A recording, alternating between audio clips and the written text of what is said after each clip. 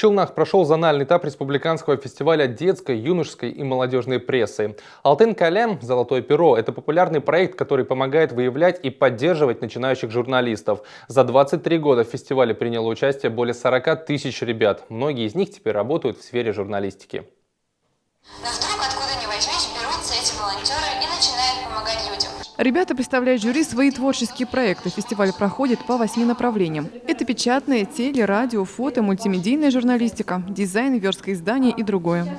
Я представляю школьный канал Фани Сани, своего собственного производства. Мы работаем над ним уже 3 года. Мы выпускаем школьные новости, мы снимаем школьную жизнь, также выпускаем танцы. Вот новости у нас на русском и татарском языках. Я жду от этого конкурса, во-первых, незабываемых впечатлений, а во-вторых, я хочу узнать что-то новое о журналистике. Это уже 3-й зональный этап конкурса. В нем принимает участие около 50 ребят. Они представляют 12 городов и районов Нижнего Прикамья. Кстати, 21 июня состоится еще один запасной этап в Казани для тех, кто не смог принять участие в предыдущих отборочных турах. До 25 числа мы объявим итоги, финалисты уже будут определены.